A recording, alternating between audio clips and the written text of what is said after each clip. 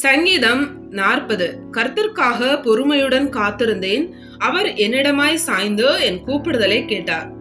பயங்கரமான குழியிலும் உளையான சேற்றிலும் இருந்து என்னை தூக்கி எடுத்து என் கால்களை கன்மலையின் மேல் நிறுத்தி என் அடிகளை உறுதிப்படுத்தி நமது தேவனை துதிக்கும் புது பாட்டை அவர் என் வாயிலே கொடுத்தார்.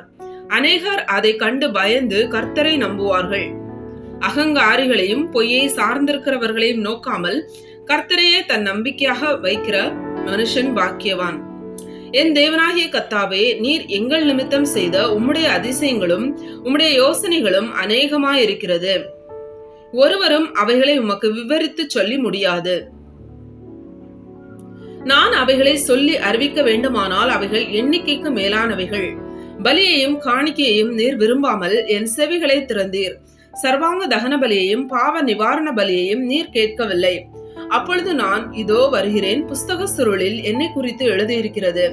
என் தேவனே, உமக்கு பிரியமானதை செய்ய விரும்புகிறேன். உமது நியாய பிரமாணம் என் உள்ளத்திற்குள் இருக்கிறது என்று சொன்னேன். மகா சபையிலே நீதியை பிரசங்கித்தேன். என் உதடுகளை மூடேன். கர்த்தாவே, நீர் அதை அறிவீர். உம்முடைய நீதியை நான் என் இருதயத்திற்குள் மறைத்து வைக்கவில்லை. உமது சத்தியத்தையும் உமது இரட்சிப்பையும் சொல்லி இருக்கிறேன்.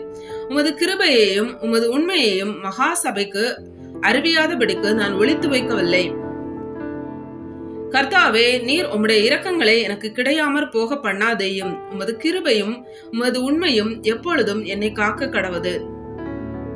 எண்ணிக்கைக்கு அடங்காத தீமைகள் என்னை சூழ்ந்து கொண்டது. என் அக்கிரமங்கள் என்னை தொடர்ந்து பிடித்தது. நான் நிமிர்ந்து பார்க்க கூடாதிருக்கிறது. அவைகள் என் தலை மயிரிலும் அதிகமாயிருக்கிறது. என் இருதயம் சோர்ந்து போகிறது. கர்த்தாவே, என்னை விடுத்தருளும். கர்த்தாவே, எனக்கு சகாயம் பண்ண தீவிரியும்.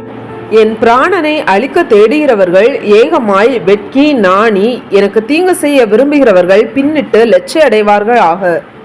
என் பேரில் ஆ ஆ என்று சொல்லுகிறவர்கள் தங்கள் வெட்கத்தின் பலனை அடைந்து கைவிடப்படுவார்களாக.